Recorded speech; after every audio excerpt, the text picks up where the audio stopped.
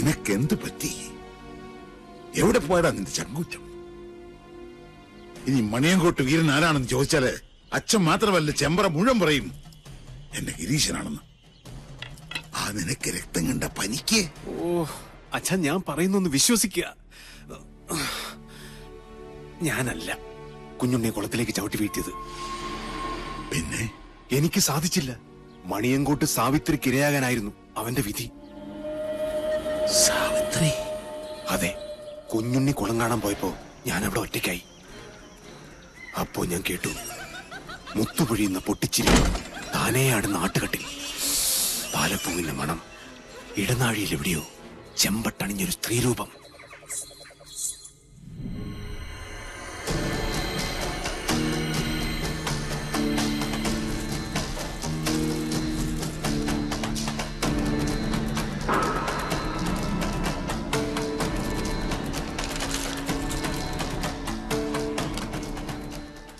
കാര്യമറിയുന്ന കവടികൾ എന്താണാവോ പറയുന്നേ? മരിച്ച കുഞ്ഞുണ്ണി ജീവിച്ചിരുന്ന കുഞ്ഞുണ്ണിയേക്കാൾ അപകടകാരിയാണ്. ചതിച്ചോ എന്റെ ദേവി? കുഞ്ഞുണ്ണി നെല്ലൂർ മനയിലും. ഇത് തന്നെയാ ഞാൻ പറഞ്ഞത്. നെല്ലൂർ മന പൊളിച്ചു കളയുക. ഭൂമിക്ക് മുകളിൽ ഇനി ആ നരകം വേണ്ടെന്നേ. ഭൂമി മാത്രമായിട്ട് വാങ്ങാൻ ആളുകളുണ്ട്.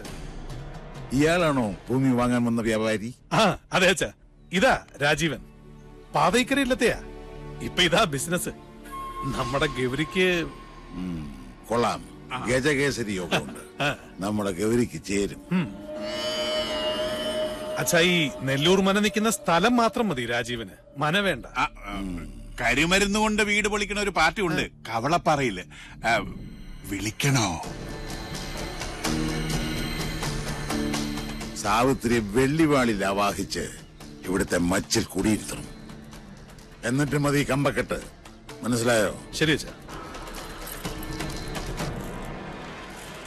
അയമോധന കാമധുഹോസ്തു അനന്ത അക്ഷീയമാണ സുരഭി സർവകാമീ സത്വോപതിഷ്ഠതു അജര നിത്യപൂത സുധാംധുഹാന അമൃതാഗ്നസ്തർപ്പയന്തു കുഞ്ഞുണ്ണി ശർമ്മണ ഉപതിഷ്ഠതു. ഇല്ല, കർമ്മ നോക്കണില്ല. കുഞ്ഞിനെ സ്വീകരിക്കുന്നില്ല.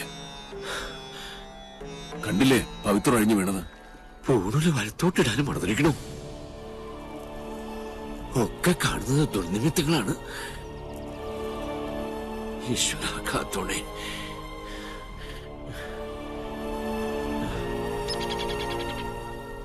കണ്ടു നിൽക്കാൻ പറ്റണില്ല. ചെയ്യുന്ന കർമ്മങ്ങളും ചൊല്ലുന്ന മന്ത്രങ്ങളും കുട്ടനെ പിഴയ്ക്കണു. ചോറൂട്ടിയ കൈകൊണ്ട് തന്നെ ഇപ്പോ ഇതൊക്കെ കാണാൻ എന്ത് പാപമാണ് ഞാൻ ചെയ്തത്? പ്രതികാരം ചെയ്യിച്ചിട്ടേ കുഞ്ഞുണ്ണി ഈ ഭൂമുഖത്തുനിന്ന് പോവും. മണിയങ്കോട്ട് സാവിത്രി ഇനി അനുഭവിക്കാൻ പോണേ. നോക്കിക്കോ.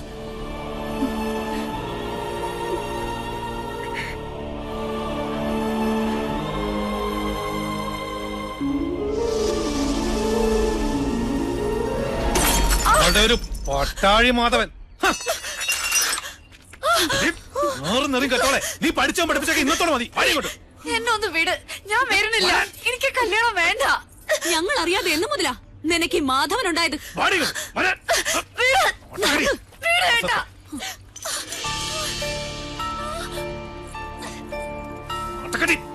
ഒരു ആരാധനാമൂർത്തി. അച്ഛാ, ഞാൻ മിണ്ടരുത്. നീ ഏത് നമ്പൂരിയുടെ ഭാര്യയാകണമെന്ന് ഞാൻ തീരുമാനിച്ചിട്ടുണ്ട്. അതല്ലാതെ ഏത് കാമദേവൻ വന്ന് എന്റെ കാൽ കീഴി കിഴിവെച്ച് സാഷ്ടാംഗം പ്രണമിച്ചാലും വിട്ടുകൊടുക്കില്ല കുത്തൻ. ഈ ടീച്ചറിനെ തിരിച്ചു വരില്ല എന്ന് പറഞ്ഞേക്ക്. തടയാൻ ധൈര്യം ഉണ്ടെങ്കിൽ വരാൻ പറ. പട്ടാഴി മാധവനോട്. Hello sir.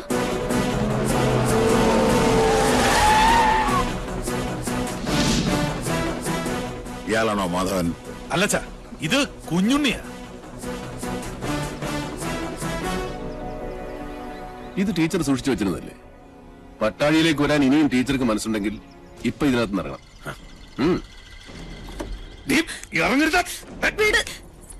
ധൈര്യമായിട്ട് വന്നു കയറ്. കുഞ്ഞുണ്ണി കൊണ്ടുപോകും ടീച്ചറെ. ഒരുത്തനും നമ്മളെ തടയില്ല. വാ. ആ, നീ ഇവിടെ കൊണ്ടുപോകുന്നൊന്ന് കാണട്ടെ. ഈ കൂത്ത് നിന്റെ അമ്മയുടെ കൂത്തമ്പലത്തിൽ വെച്ചാ മതിടാ മണിയം കൊട്ട പോത്തെ. അവനവന്റെ പ്രായത്തിനും ആരോഗ്യത്തിനും ചേരുന്ന അലർച്ച മതി. ഇനി അലറിയാൽ മൂത്ത് നരച്ചെന്നൊന്നും ഞാൻ നോക്കൂല. അടിച്ച് മടക്കി പോത്തുണ്ടി ഡാമിൽ എറിയും. വാസോ അടിച്ച് കൊല്ലണ രണ്ടരയും. എന്താടാ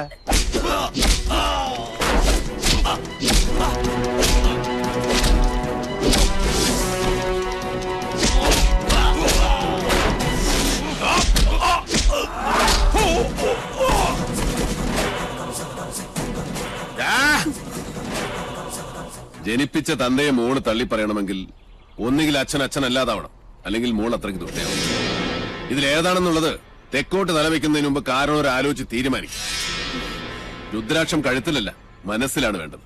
കേട്ടോ മോണിയംകൂട്ട് രാവണം. ഒന്നുകിൽ ഇത് ഇവിടെ വെച്ച് അവസാനിപ്പിക്കണം, അല്ലെങ്കിൽ നമുക്ക് ഇവിടെ നിന്ന് തുടങ്ങാം. രണ്ടായാലും എനിക്ക് വിരോധമില്ല.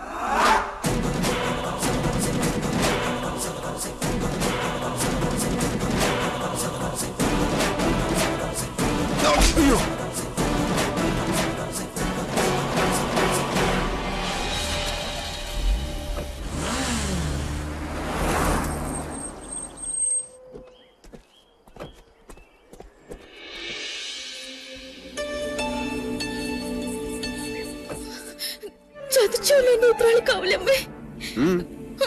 അതാരാ കുഞ്ഞുണ്ണിയുടെ കൂടെ? ഓ മനസ്സിലാവണില്ല. അതാണ് ആത്തേമ്മ. ചെന്ന് വേഗം പെർഫോമൻസ് തുടങ്ങിക്കോ. ആരാണാവോ?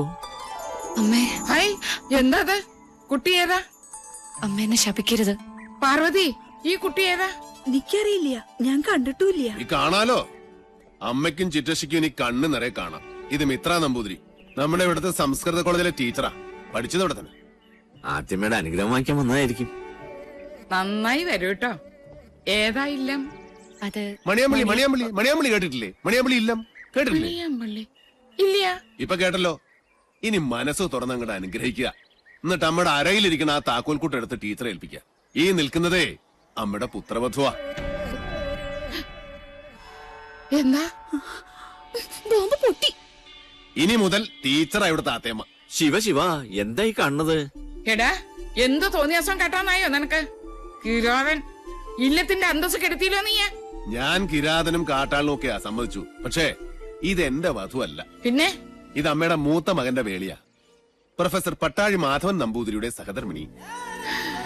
എന്താ, ആർക്കൊന്നും മനസ്സിലായില്ലേ? ശിവ ശിവ ചോദിച്ചു നോക്കൂ. ഇവൻ പറയണതൊക്കെ നേരാ? അതെ. മാധവ, മാധവ കേശവ. വൈകിപ്പോയി. ഇനി വിചാരണ വിളിച്ചോദ്യമൊന്നും വേണ്ട. വേണം. അവന്റെ മനസ്സറിയണോ എനിക്ക്? അറിഞ്ഞു. ദുരഭിമാനം വാതുറക്കില്ല, പക്ഷെ വാത്സല്യം മനസ്സ് തുറക്കും. കുഞ്ഞുണ്ണിക്ക് അത് കേൾക്കാം. അതേ കുഞ്ഞുണ്ണി കേൾക്കൂ. ഈശ്വര, പാർവതി ഒന്ന് കിടക്കണം. അയ്യോ,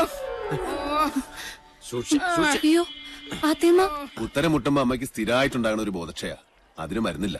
ടീച്ചർ മുകളിലേക്ക് വെക്കുള്ളൂ. പാണിഗ്രഹണ മന്ത്രം ചൊല്ലി ഒരാൾ മാളികപ്പുറത്ത് കാത്തിരിപ്പുണ്ട്. കുറച്ച് ദിവസമായി. പിന്നെ ഈ സ്നേഹം എന്ന് പറയുന്നത് ഒരു അനുഭൂതിയാ, തരുന്നയാൾക്കും കിട്ടുന്നയാൾക്കും. അല്ലാതെ മനസ്സിന്റെ ഉള്ളറകളിൽ ബീജാക്ഷര മന്ത്രം പോലെ രഹസ്യമായിട്ട് സൂക്ഷിക്കാനുള്ളതല്ല. അനുജന്റെ ഉപദേശം ഞാനിക്കിഷ്ടാവില്ല. അതുകൊണ്ട് ടീച്ചറുടെ തലയുടെ മന്ത്രത്തിൽ ഇതോടെ ചേർത്തൊന്ന് ഓതി കൊടുത്തു നോക്ക്. ചിലപ്പോ ഗുണുണ്ടാവും.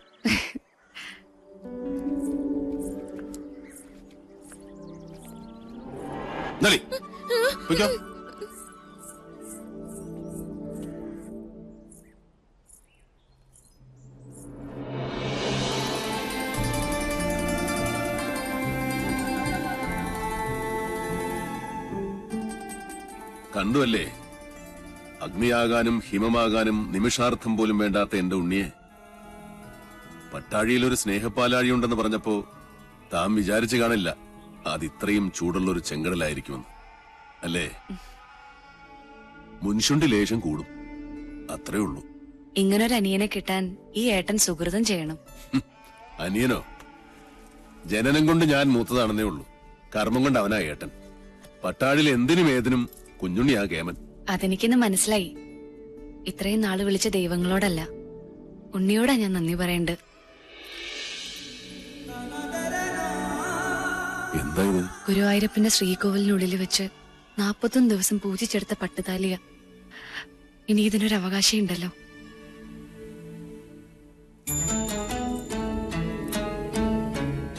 എന്താ ഇയാൾ ഉദ്ദേശിക്കണേ? എന്റെ കഴുത്തിൽ ഈ ചരട് കെട്ടിത്തരണം. ഇപ്പോ ഈ നിമിഷം. കൊള്ളാം.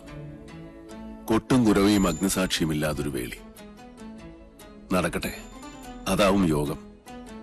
എന്നാലും 1000 കർഗഹോമങ്ങളുടെ ബലമുണ്ട് എന്റെ ഉണ്ണിയുടെ ആശീർവാദത്തിന്. അത് മതി, എനിക്കത് മതി.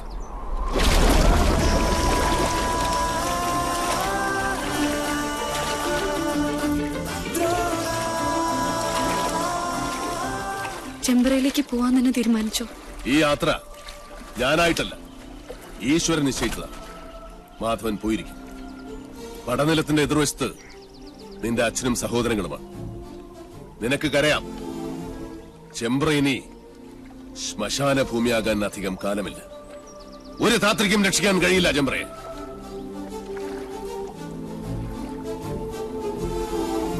പോസ്റ്റ്മോർട്ടം റിപ്പോർട്ട് കിട്ടി.